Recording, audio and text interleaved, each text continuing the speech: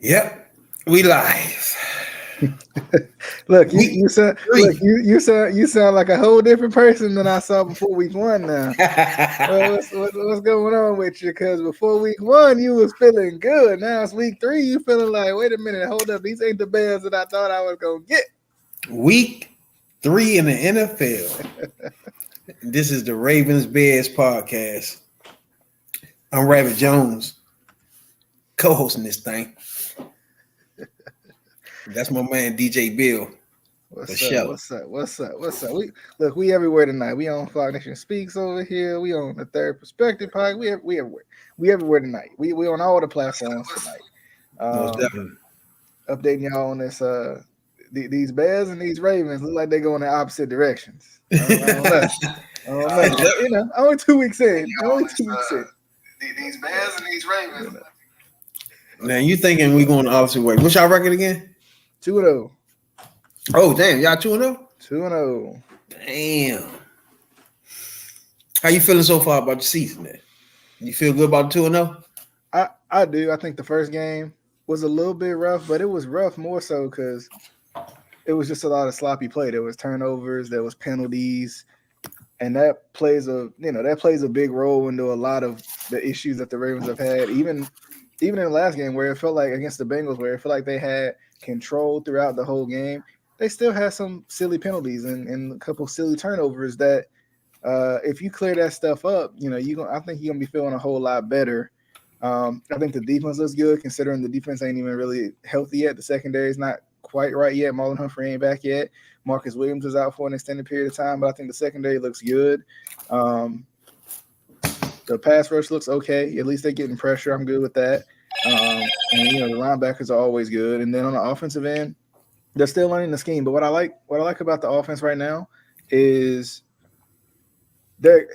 I love, a lot of people said in week one against the Texans, it didn't feel like Lamar Jackson had command of the offense. It didn't feel like it was his offense. It felt like, there was kind of a little bit of last year's offense into this offense. We didn't get to see the full display. But especially more so in week two, it felt like they got to the line fast. He got a chance to, look at the defense, see what was going on with the defense, and he got a chance to make checks and make moves and stuff. And I like that. The injuries have been an issue for the Ravens. Really throughout the whole league, if you think about it, man, the injuries have been brutal. Man, but it's just, the only season-ending injury I think as of right now, if I'm and let me know if I'm wrong, anybody listening or you as well, but is J.K. Dobbins, which sucks. But I think Gus Edwards is a formidable running back one for us right now. So the offense looks good. I think the wide receivers are getting they're getting into their flow of things. I think as time goes on, I think this offense is only going to get better. Because you still got to have time to learn the offense and time to run the offense in full NFL speed. And we saw last week they looked pretty good. They get a chance to play against a pretty good defense in Indy this week, and that'll be another one where it's like it's a test for the offense against that defense. And of course, that their offense is pretty good too with Anthony Richardson if he does play, and what they'll do. So as of right now, through 2 weeks, I feel pretty good. I feel like the Ravens look good, but I feel like they could look even better. Now, for me, for the Bears perspective, I gotta hear this. Now, me personally, right? After tearing shit down last year, right, and then coming in to this season, I didn't expect anything. Like I was telling you before, I really don't expect too much. But my quarterback is a beast. So I don't know what can happen. You feel me? So it can go either way for us. Now, as everybody know in the news, right? A defensive coordinator resigned. And that was curious to me too, right? Now think about this for a minute, DJ. You're playing the first game of the season, right? From that point on, you don't know where your defensive coordinator at. So the second game, the coach called the defense, right? he still have no answers for where the defense coordinator at. Like, how did that even happen, bro? I'm looking like, wait a minute. Did he just fucking disappear? Did he go to Africa? Where he going? Where he at? You know what I'm saying? Like, this is ridiculous. Then the next day, bro, morning, he got a resignation letter. We still don't see him. We still don't hear from him. Like, what the fuck type clown show is literally going on here? You know what I'm saying? All right, first, I wanted him fired. So, for me personally, him disappearing off the face of Earth, it's part of a good thing. You know what I'm saying? But that's part of the disaster going on with us right now. You know what I'm saying? Now, first 2 games, we 0-2. You say y'all 2-0, right? Mm-hmm. I'm watching the tape, right? The first game, we lost. Like, that was just a fucking loss, right? Second game, we gave that up. We lost that game. We supposed to won that game, bro. That was our game in all ways you can look at it. From missing sacks, from missing interceptions. You know what I'm saying? It's just like, we gave it up. You know what I'm saying? Then we fumbled. You know what I'm saying? It's like, we gave this game up. And the whole time, we still in it with 3 minutes left. You know what I'm saying? Now, everybody, look, I know you heard about the press conference with Justin Fields by now, right? No, I think I have. You haven't heard about that? That's a good thing, then. Maybe. I don't know. I don't know if I heard it. But yeah, it's on ESPN, all type of shit. And Stephen A, stop playing with me. Don't play my boys, bro. He gonna start his fucking show off, DJ. Are you listening? Mm-hmm. I'm listening to you. He starts his show off saying, the Bears are trash. Oh. No. I'm like, oh, did my ears? What? Now, we got the Kansas City Chiefs coming up, bro. All right. Now, me personally, like I told you, my coach called that defense way better than the defense coordinator disappeared. Okay, so I'm not worried about him no more. I ain't even got to worry about him. Now, my thing is going forward, right? Everybody sleeping on us, right? Everybody calling us trash. I like it too. You know what I'm saying? But I thought in the first 4 games we'd be 2-2, right? I didn't count the Chiefs, right? We 0-2. Yeah. So me personally, I'm thinking we got to steal the Chiefs joint because that wasn't on my radar there. I said my first 4 joints should be 2-2, right? So I'm thinking we 0-2, right? We have to beat the Chiefs and Broncos to put us at 2-2. You know what I'm saying? So it'll be where I want to be. Now, everybody looking at me like, how the fuck the Bears gonna beat the Chiefs? One problem. Justin Fields, baby. That's your problem solving, huh? Best to believe it. Now, I want to ask you something. We're going through a crisis right now, right? Mm-hmm. With a young quarterback. Now, remember, this is new in the NFL. Black quarterbacks, scrambling quarterbacks, they say can't win championships, right? Mm-hmm. Now, you having a quarterback that's going through the same thing that my man from motherfucking Justin Fields is going through. Now, I'm going to ask you watched his whole career, right? I remember the times they were talking about he can't pass and get rid of him. I remember that shit. You right? Mm-hmm. Am I wrong? Yeah. Okay. I ain't heard that yet. Then let me ask you. When they start saying, he can't pass from the pocket, where you was at? So for me, you know, I've always thought, even since Lamar's rookie year, I've always felt like Lamar could make every throw in the book. Inside the numbers, outside the numbers, to the tight ends, to the wide receivers, with people open, with no people open. But I knew that Lamar Jackson was a dynamic athlete as well, right? Like, Lamar Jackson gonna make the play. Like, that's the thing about it. Like, he want to sit in the pocket and throw, but if there's room for him to run, he gonna take off because it's in his nature to take off too. So I mean, in terms of like the criticism and stuff like that, I think a lot of from a fan's perspective, if you know your guy, you know what you got. You know, and So you for me, I mean, I knew Lamar Jackson could throw from the moment he you stepped on telling the field. me? I remember this shit. You trying to tell me that the Baltimore fans didn't turn on him? Start saying he can't turn. Okay. No. I think, I mean, not necessarily, and I mean, you probably can say to this day that there's still some Baltimore Ravens fans that feel like Lamar can't throw or isn't the most Okay. accurate passer, of the football. But when you watch Lamar Jackson throw the ball, and you'll even hear commentary speak on it sometimes. Sometimes what seems like an inaccurate throw is actually a throw where he's throwing his receiver away from the defender. And it looks inaccurate because it's behind the receiver, but he's trying to protect this guy and give him a chance to not get knocked out by the incoming defender too. And I mean, we've talked about from back then, those years prior to this one. I mean, there was nobody to stop on the outside of the field. You was focusing on number 8, Lamar Jackson, and that was it. That was the only guy you was mainly focused on. Lamar Jackson. How can I stop Lamar Jackson? I'm not worried about the rest of the talent until the rest of the talent shows that they can beat me. I'm worried about Lamar Jackson and Mark Andrews, because Mark Andrews showed that I'm a 1,000-yard receiver, and I'm good at this tight end stuff. But I think in terms of like dealing with the criticism as a fan, I think it's important to stick up for your guy if you really believe in him. I did the same thing for Joe Flacco. A lot of people didn't like Joe Flacco. I don't care what you say about Joe Flacco. That's my guy. You know You what ain't I say mean? Joe Flacco, did you? That's my guy right there. Don't do that to me, You ain't bro. gonna talk bad about Joe, okay? Joe came out here. He did what he could with the weapons that he had. He didn't have no good weapons either. He had Steve Smith on his last leg, which he still played well, but Steve Smith had injuries, so that was an issue too, right?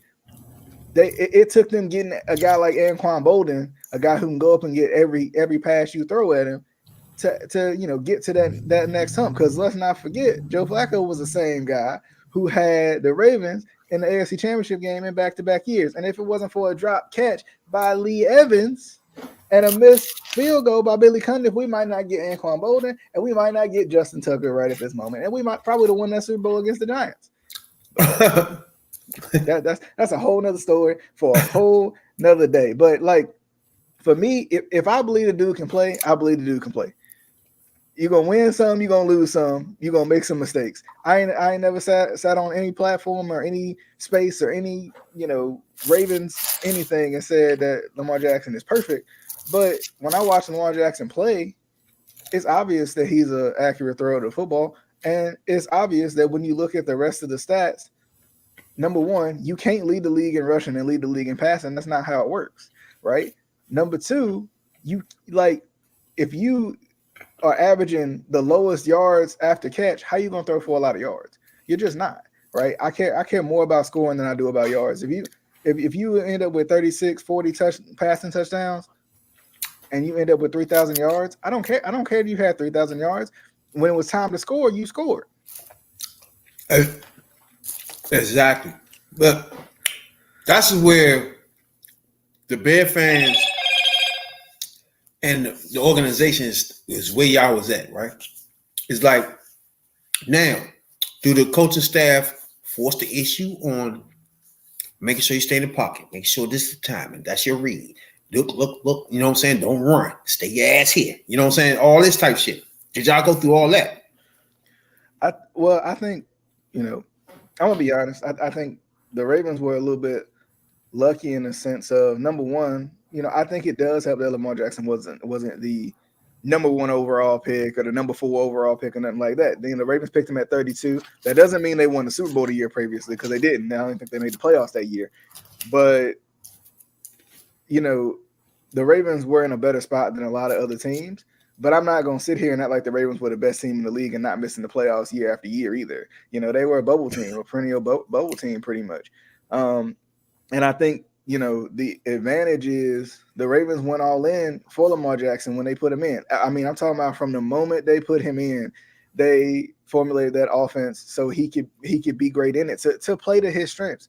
And that's okay. That's not an indictment on how much somebody can run or how much somebody can throw. We see that you're a dynamic athlete, and we see that, and we can find ways to get other guys open within this offense. And that's what they did.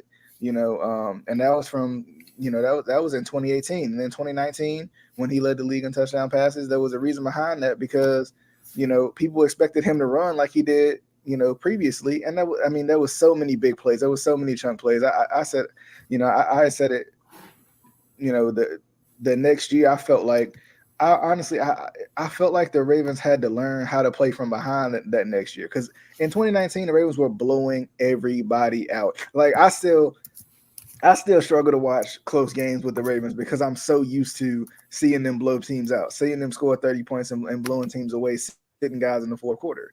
And I think sometimes like the Ravens were successful very early, and Lamar Jackson was a big part of that. He made a lot of big plays. He made a lot of game-winning type plays that helped the Ravens, especially in 2018 when he came in and was 6-1, and in 2019 when they was 14-2. He came like the tough part for Bears fans is if y'all were winning, y'all might overlook some things that Justin Fields is doing or Justin Fields isn't doing, right? But like all the pressure comes on the quarterback, whether it's Justin Fields' fault or not. I'm not saying it's not Justin Fields' fault. I'm not saying there's no issues. I'm not saying he don't miss throws. But my thing is with this team and with the Bears, I think they're gonna have to lean into what Justin Fields does well. And you ain't gotta rush him into nothing. What's up, Hendo? That's another Ravens content creator. He makes great content, so be sure to check him out too, man. But I just and Rail, you wrong for that. I'm gonna let you know you wrong for that, because if you don't see a difference between Lamar and Tyler Huntley, you've been watching highlight tapes. You ain't been watching real games, my friend. Because I tell you what, I'll tell you two things that's different between Lamar and the backup. Number one, Lamar's arm is just far better than Tyler Huntley, right? Like Lamar's arm and his athleticism. I mean, there's no other Lamar Jackson out there. Number two, the win total. I'm just gonna throw that one out there. Y'all can say what y'all want. Wins ain't a QB stat till we want to put him on the QB. Y'all can say what y'all want. But Tyler Huntley, he ain't got the same record as Lamar Jackson. He ain't got a similar percentage as Lamar Jackson. So yeah, you can put that away. But like, and that goes back to what I was saying before. Like, Lamar was successful right off the bat, and because Lamar is successful right off the bat, winning is the best deodorant too. They always say that winning is the best deodorant. So, there may be some issues. I mean, I've said it before. Like, I think Lamar covers up some issues that are obvious and glaring to Ravens fans who watch every week. This offensive line is not good. I'm sorry, it's not. It ain't been good since Marciano retired in 2019. But it's Lamar's ability to extend plays and stuff like that. We act like, this defense is a top 5 defense ranked every year, but this defense gave up lead after lead last season, and that was half the reason why they didn't make the playoffs. Shouts out to my general manager for coming out there and pouring water on this fire that we had going on in us all. And all the rumors out there about pedophilia, pictures, and all this nonsense, raiding the house hall, never happened. That was shit that was going on Twitter. It's funny how shit can go on Twitter and end up in the mainstream. Ain't that some shit? Yeah. Well, X, whatever the fuck his name. Right. It's shit crazy. So I want you to right now, what we were just discussing, right? So, to me, Lamar Jackson is somewhere. When they was trying to teach him, I know they were teaching him to stay in the pocket, right? But eventually they said, fuck it, we got to start running, right? Did you agree with the more running when they said it? Because obviously he been getting hurt a lot.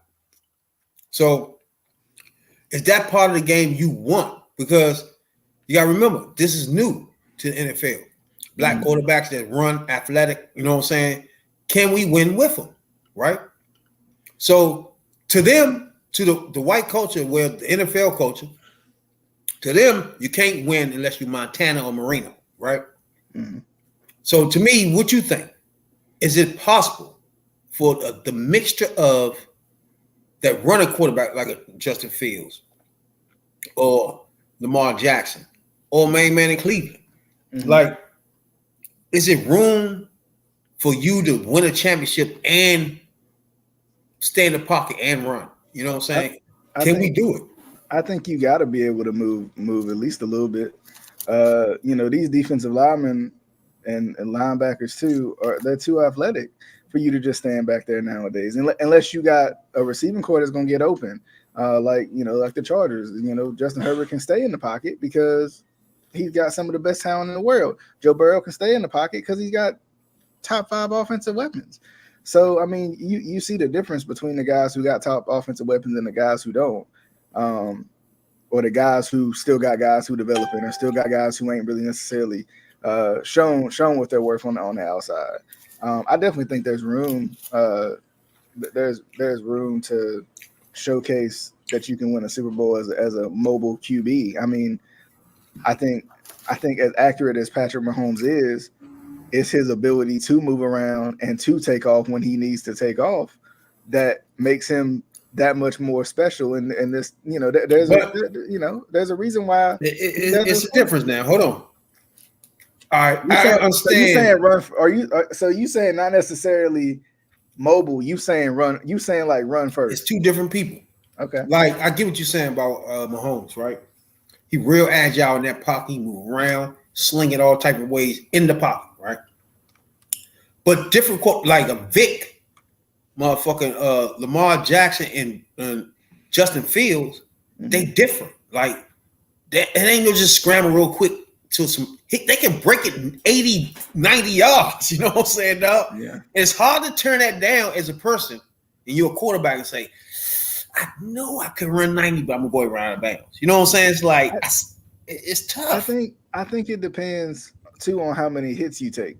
Like the thing about being a mobile quarterback that I think sometimes is forgotten, is it's almost like death by 1,000 paper cuts. I think it was Sip Talley who said that about Lamar Jackson getting injured last year. It's like, you taking these hits over and over again. They literally designing you to run up the middle like a running back, and it's that's tough. Like, it's different if it's on a scramble. I mean, you don't see a lot of guys who just happen to drop back the pass, they happen to scramble and then they take off. Like, you don't see those guys getting hurt because they get down when it's time to get down and stuff like that. But the guy, even Anthony Richardson, right? He puts his body on the line. He's big. He's a big, strong guy. He can run through some people. The only one you haven't really seen injury issues with has been like Josh Allen. Yeah, Richardson got knocked out, got concussion. Yeah, I mean, I feel like the only one you really haven't seen any issues out of has been like Josh Allen. But I mean, eventually that catches up with you too. You big and strong when you're young, but as you get older, it's a struggle. Do you think Josh Allen is good from the pocket? I think he is. I think he just turns the ball over too much. Because he dips a lot too. I think that's his issue. I think his issue is he turns the ball over too much. I think Josh Allen's issue is carelessness. And nobody's gonna really bring it up because it's Josh Allen. It's not Lamar Jackson. It's not Justin Fields. But Josh Allen turns the ball over more than any quarterback in the league. That's a fact. And then and Josh Allen, again, he can run, but he just not no Michael Vick, no fucking Lamar Jackson, or no Justin. He's just not them. You know what I'm saying? It's like it's different levels to this shit. Like my Bears, my favorite quarterback, the best quarterback I think we ever had in Chicago Bears history, right? It's Jim McMahon, right? Mm-hmm. Everybody might laugh at me and be like, what the fuck you mean? But yeah, he was accurate. He knew where he was going with the ball, and he would dip on your ass quick to the point where it was spies on Jake McMahon back in them days. Mm-hmm. They had spies on him, bro. He wasn't like no motherfucking Justin Fields, nowhere near. But he'll dip on you quick and take it. He's not a quarterback that will run out of bounds. He's taking it. He's trying to score. That's different from like a Brady that's running, like what's his name in Cincinnati that might run out of the pocket. They're not looking to score. They're trying to get as many inches as possible before they get down right out of bounds. Yeah, it's a different quarterback when you got Michael Vick. It's like, I ain't sliding, motherfucker. I know you can't catch me. I'm about to dip on your ass, bro. I think a lot of it too, like, and something that's not talked about enough with the mobile quarterbacks is a lot of times the mobile quarterbacks don't get the best weapons either. right? Why is that? It took Lamar Jackson 5 years to get some true, That's hard too, though. some true weapons. It's like, oh, you can't throw, you can only run, but I'm gonna give you this garbage receivers and try that. Like what? And the crazy part is, like, when you look at the rushing stats from last year, Justin Fields was the leading rusher, then it was Lamar Jackson, and then it was Josh Allen, right? Josh Allen is the only one who, Josh Allen, then Jalen Hurts, right? Jalen Hurts, of course, made it to the Super Bowl. Josh Allen made it to the divisional round, I think. But Josh Allen, do you think Hurts is the same type of runner as you put him in that box? I think what Hurts. Everybody try to call you when you're on the show. That always happens. Yeah. I think what Hurts, I don't think Hurts is necessary. I don't think Hurts is run first. I think Hurts is like, we don't take off when it's time. I think he might be the closest to like a run first type guy. But I think once again, like if I got to defend AJ Brown and Devonta Smith and Dallas Goedert, right? I got to defend all these weapons. Yeah, you gon' get off on me when it comes to running the ball. Like, but I think it helps him because he gets a little more space to run the ball. Because I'm worried about AJ Brown because we know AJ Brown is a true number one. We know Devonta Smith could probably be a true number one. And then on top of that, Dallas Goedert is a really good tight end in the league. So I think when you look at like the rushing stats, like you see, obviously Justin Fields is far and away better than anybody else when it comes to running the ball. When it comes to the stats last year. But I think at the same time, like, Lamar Jackson and Josh Allen were kind of they were back to back. They was right there. I love to see it, the 21 stats. I have to look it up. But like it's just you see these other quarterbacks, you see the talent that's around them is far different. The guys who made it far into the playoffs who still had a little bit of a running presence, like going back to Jalen Hurts and Josh Allen, they got some really good outside talent around them, so they can get down when they need to get down. There's more spacing on the field for them not to get hit, not to take hits, to dip out of bounds if they need to. There's more spacing for that type of stuff. And I think for Lamar Jackson and Justin Fields, especially last year, I'm not the only guy I'm worried about is Lamar Jackson and Justin Fields right now. Exactly. Because no Mike Vick no more. So the only two people that can carry the mantra for dual threat quarterback is the two people we talk about. These are the only two people that can change how people think about it. It's one of us or we both meet up in the Super Bowl. You know what I'm saying? And I think, honestly, and it's hard to say because Lamar Jackson been in the league for 5 years. Justin Fields been in the league. This is his third year. So, with him still being young in the league, I always take that into account, the fact that you being young in the league. It's going to be interesting to see how this year goes, watching both of them, right? Because Lamar Jackson, who is seen as a run-first quarterback, but has weapons around him now. Let's see how that plays out in terms of how far they go when it comes to the playoffs and stuff like that versus what Justin Fields does if they can, find a way to bounce back, with Justin Fields being more of a, run first style quarterback right now with where he is in his maturation and everything. So,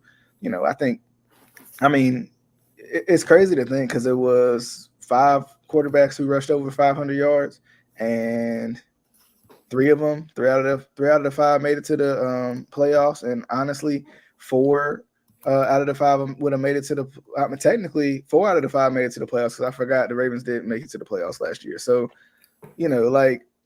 I think there's room for it. And we've seen running quarterbacks we've seen what Colin Kaepernick was able to do when he was in San Francisco. Did they evolve that? Did they, keep him from getting hurt and stuff like that? Like that's a whole other question. But it's like the team give up on the running quarterback. Yeah, I think there's a narrative around.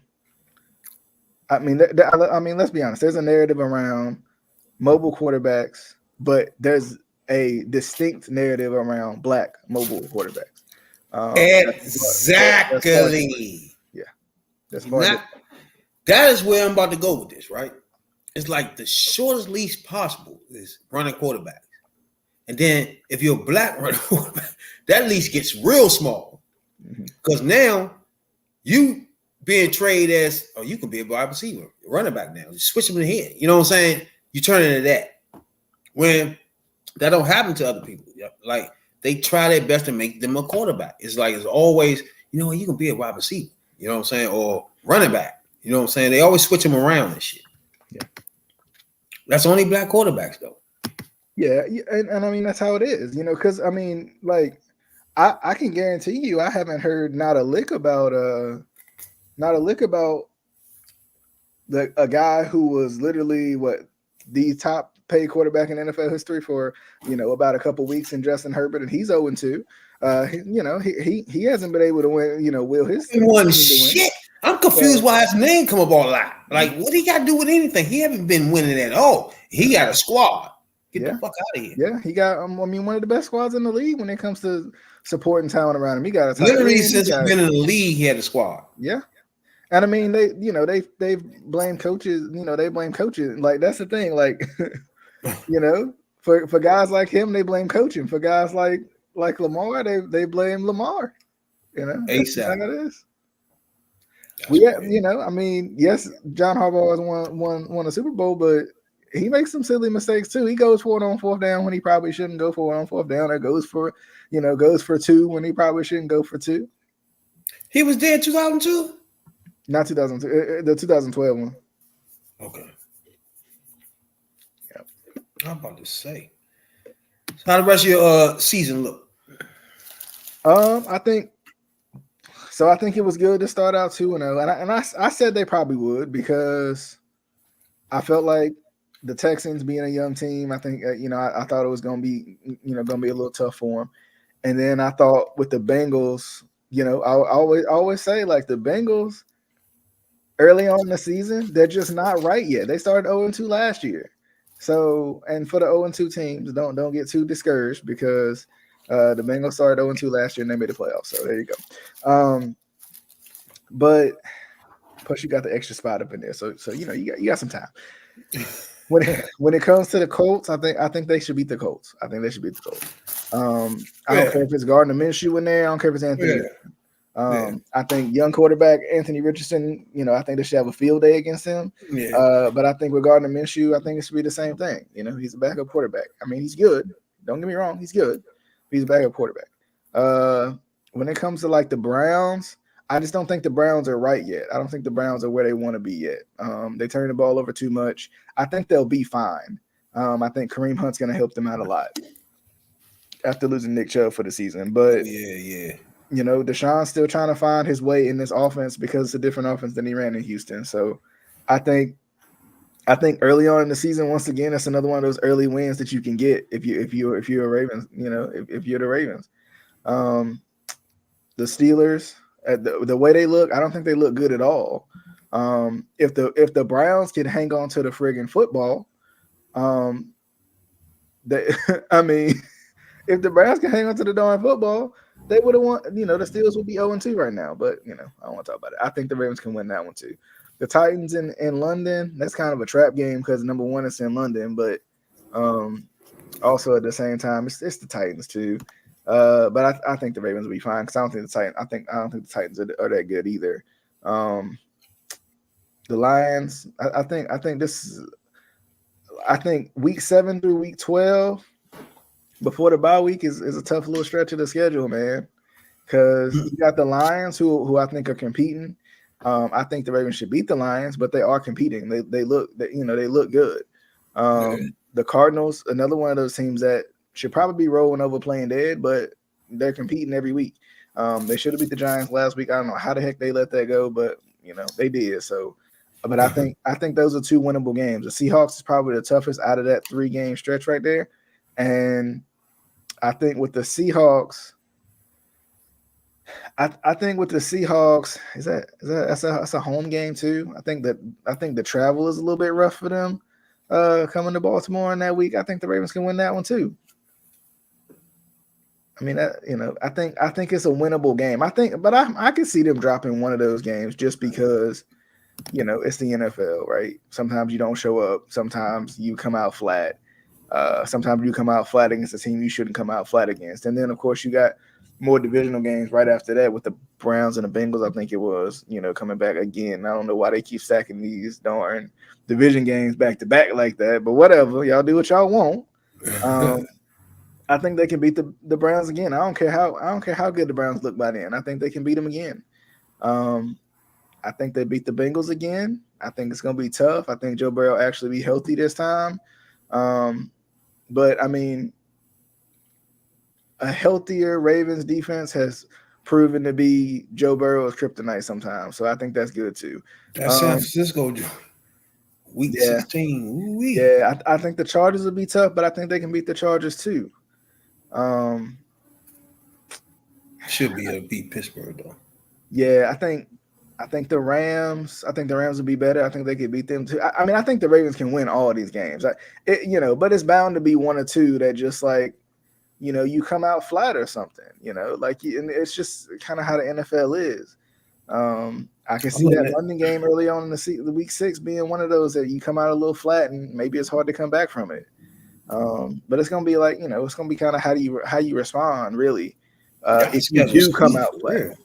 If you do come out flat. Joint sweet for real. Jacksonville, I don't think Jacksonville is as good as they think they are, or as good as people think they're going to be. Honestly, I think another team going to win that division, but I just don't know which one it's going to be, to be honest. San Francisco's going to be tough. San Francisco's going to be tough, but and then you got to play the Dolphins after that. Yeah, Dolphins gonna be tough. That could be a late. You can run around and mess around and lose the last 3. That look tough.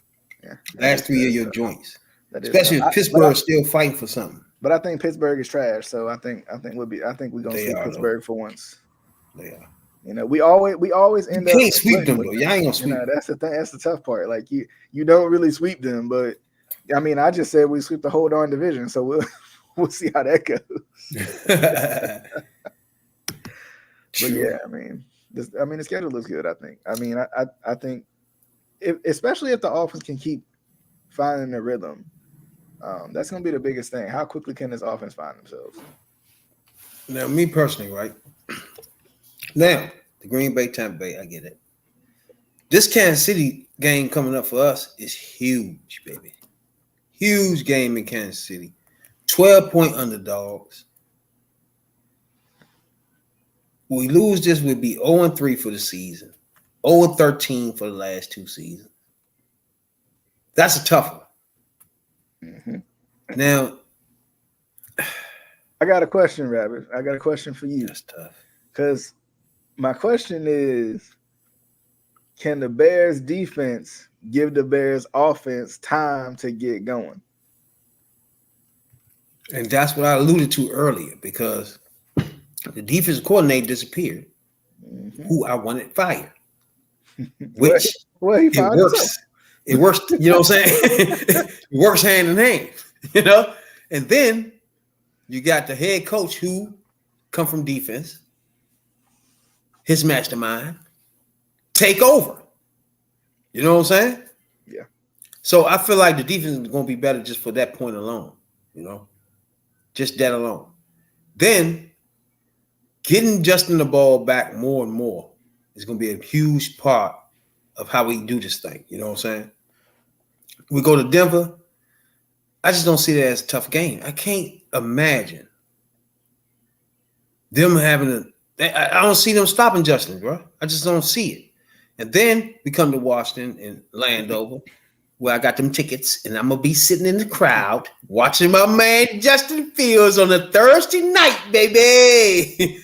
All I need you to do is play this game, next game against Denver, do not get hurt, and then I get to see you. You know what I'm saying? 2 games away from watching Justin Fields, baby, and beat the snot out of motherfucking Washington. I know it's at Washington.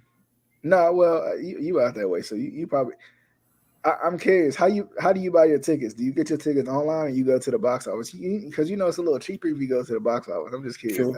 But this time right here, the joint is on Thursday night, so I didn't want to take a chance. I got these joints way when they first put the schedule out. So right now it's sold out. So I was lucky. Oh, really? Is it? It's a Thursday night game. Yeah. Yeah. So I'm sweet on that Washington game. I'm gonna be there for sure. Watch me on the big screen. They're gonna put it on me. They're gonna put the camera on me. Minnesota, they looking like dumpster fire, baby. We're gonna dig in that shit ASAP. Las Vegas might be a little tough because their defense got a little umph to them. But other than that, the defense is good. But I mean, as long as you can outscore them, they ain't scoring no points. outscore is the key right here. It's Claypool and Mooney and everybody clicking. Because don't forget, Moore did have 100 and some yards receiving last week, even though they ragged my man Justin Fields. Somebody had 100 yards receiving. Somebody had to throw it to him. That bad quarterback that y'all talk about. You know what I'm saying? New Orleans, Los Angeles. Those are the ones right there I think is going to be a trick bag for us right here. When we get to Los Angeles and New Orleans. Trick bag. Both of them in the way. That right there. That's why I say it's crucial we beat Kansas City, right? In the big scheme of things. And squeak that one out against Denver. So therefore we 2-2. Once we go to Washington, blast their ass. So therefore, it put us at 3-2. Where it set us up because that Las Vegas, then LA Chargers, then the New Orleans. That is tough. That's a tough road right there. All in a row. You feel me? So we have to put our foot down in Kansas City. I know it. I know Kansas City. I know it. It's a bad situation we in, but we have to. You know what I'm saying? We have to win in Kansas City. We have to beat the brakes off their black ass ASAP. Then we come back to Carolina, which I'm hoping is still a disaster, right? We can squeak one out there. Now, y'all looking a little similar right now. Now this is the funny thing about Carolina, right? We traded our pick, right, to Carolina. Got their wide receiver who had 100 yards receiving last week. Took their receiver from him, right? Gave him our pick. They picked what's full name? The quarterback? Bryce Young. They picked Bryce Young. And everybody was like, why you giving first? There's no quarterbacks out here other than Richardson. Richardson is going to be nice, though. You know what I'm saying? He's going to be nice. Look good, though. You don't think so? I think as of right now, from the rookie quarterbacks I'm thinking of off the top of my head, I mean, I think Anthony Richardson looks good, and I think C.J. Stroud looks good too. Stroud do look from good Houston too. I mean, he looks like he has a future. Put it like when you look at a quarterback play as a rookie, you could tell if they have at least a future. You don't know if they're gonna be a star or not. You know what I'm saying? Mm-hmm. Like Stroud, you see him, you say, okay, I can see him 6 years from now still playing in the NFL. You know what I'm saying? Maybe not a star, maybe a backup, but I can see enough where he gonna be here. You feel me? Mm-hmm. Like you could tell it. I don't know why. You could just tell somebody gonna be at least you could tell it because the way they throw it. Now Richardson is kind of shaky with me because he throw funky. You know what I'm saying? So I don't know how long that's gonna last. But hey, it works for people. You know what I'm saying? So I don't know. But then we take this bye, right? This is when we're gonna run our stretch. Detroit, Cleveland, Arizona, Atlanta. We can try to win 4 straight. Now Cleveland gonna be tough, but 4 straight right there is where I want to be after the bye. Now that should put us at 7 to 8 wins, right? With 2 games to go. Now that should put us in the hunt for the division title too. Where at the end of the season, the 18th week, guess who we got? Green Bay Packers, baby. And we're going to be fighting for stuff. They are too. You know what I'm saying? I can't wait. That's how I see our future.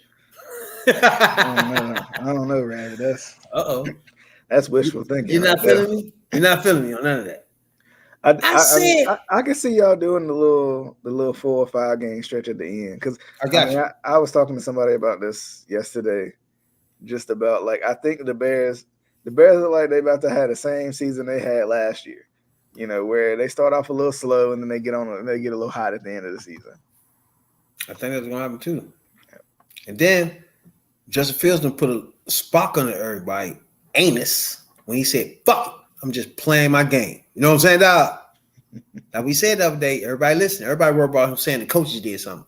I heard him say, "I'm saying fuck it, man. Fuck all that stand here, your precision here, and then look here and 3 degrees here. No, fuck all that. Give me the ball, and I'm gonna be MJ out here." Michael and Jones. You know what I'm saying? Beast out here, bro. Let's get up on anything you gotta say for Gary, though.